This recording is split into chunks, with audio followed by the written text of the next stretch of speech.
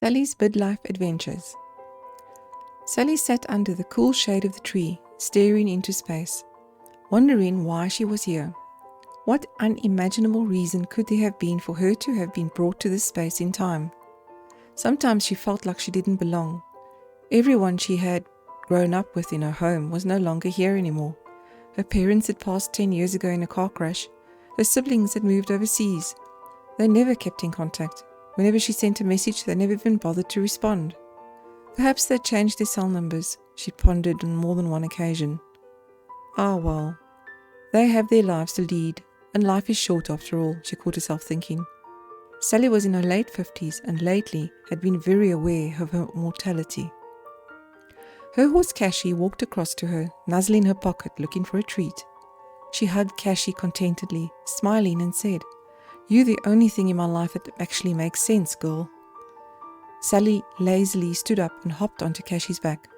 She lay on her as she grazed, enjoying the lazy movement of this large, trusting animal, moving slowly from grass patch to grass patch, biting off the long grass better than a lawnmower could. Well, if anything, this is sure the best way to cut the grass, Sally pondered with a huge grin on her face.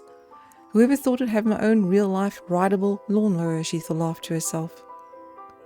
Suddenly, as Cashy stepped forward, she tripped over a rock, sending Sally flying off her back, luckily into the long, soft grass nearby. Sally moved the grass away from the rock and saw some unusual markings on the rock. It looked like some type of sigil. She'd read about it in an old book she'd found in the back of an old closet in the manor she'd inherited 3 months ago from her great-uncle Dan.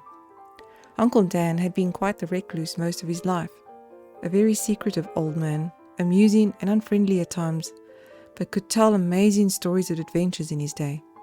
Not that she'd believed most of them, but she usually gave him the benefit of the doubt, as he enjoyed a good listener, and he really was a good storyteller. Sally had been quite intrigued about sigils and had researched them online a little. A sigil was a type of symbol used in magic. The term has usually referred to a pictorial signature of a spirit or deity. This one seemed to be some sort of protective sigil, perhaps a key to something. Feeling more than a little intrigued, Sally traced her finger along the lines on the rock. Nothing unearthly happened. She remembered a cartoon she loved watching about a young witch who used sigils. Aha, Sally pondered. Perhaps, she mused as she sat up intently, tracing the lines again, and slapped the rock after she reached the starting point again. Bam! A light emanated from the rock, growing larger by the second. She quickly took out her cell phone and took a photo of the sigil, in case she needed to remember it. The light was now glowing in a large, wide circle, large enough for Sally to step through. But dare she? What do I have to lose? She thought to herself as she stepped through the light. Suddenly she found herself in a strange room, almost cave-like, lots of wooden cabinets surrounding her. Right in the corner she spotted an ancient chest.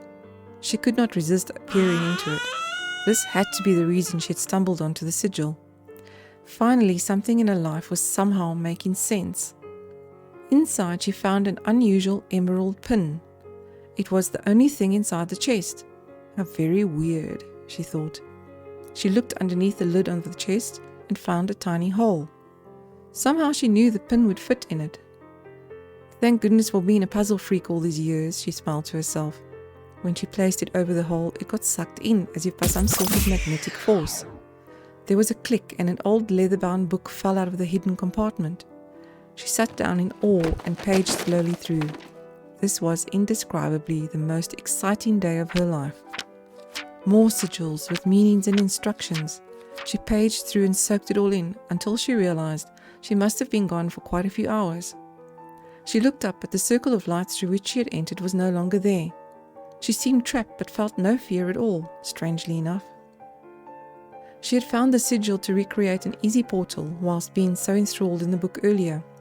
She retrieved the emerald pin from the chest, pinned it on her top, and drew the sigil on the wall with her finger. Slapped the wall and bam, she was thrown onto the grass next to Cashy, as if no time had passed at all. She lay there in awe, wondering if she had dreamt it all up at first, but to her delight she still had the book of sigils clasped tightly in her hand, and the emerald pin still clung to her top. She felt younger, invigorated almost, and full of excitement over a spot of luck at finding the book.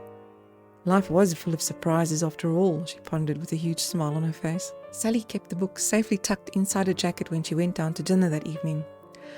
Uncle Dan had thankfully also left her a sizable inheritance, so she had left her job 2 months ago and had moved into the manor and brought her horse with her.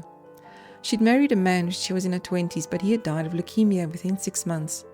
She'd been so devastated that she had vowed to never allow herself to love again, so she'd never remarried or had children, much to her regret. But she was happy with her career, horses, friends. Life had been so full. Being able to retire early had just come at the right time when she had hit mid-menopause, was usually exhausted and seemed to get sick much easier than usual. She loved living in the countryside with Kashi, and her friends promised to pop in over weekends for dinners and long weekend stays. Life was great.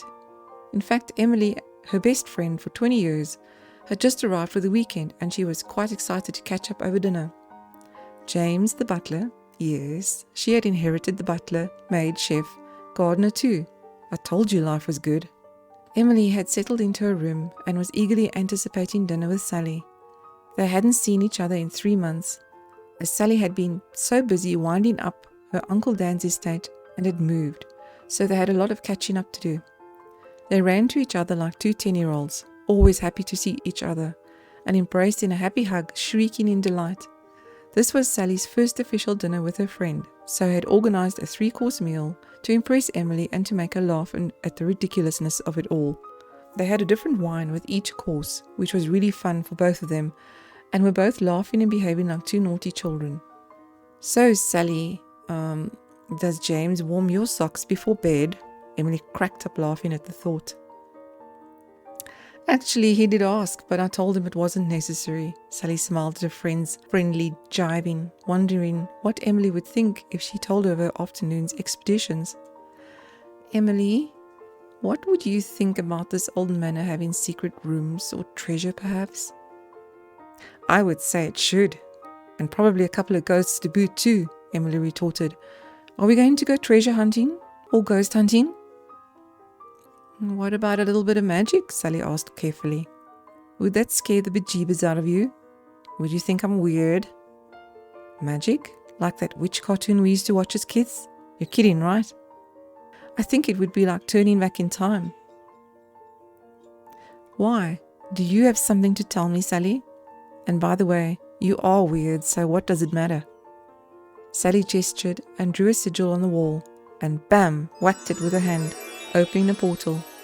Are you ready, Emily? Let's go on an adventure.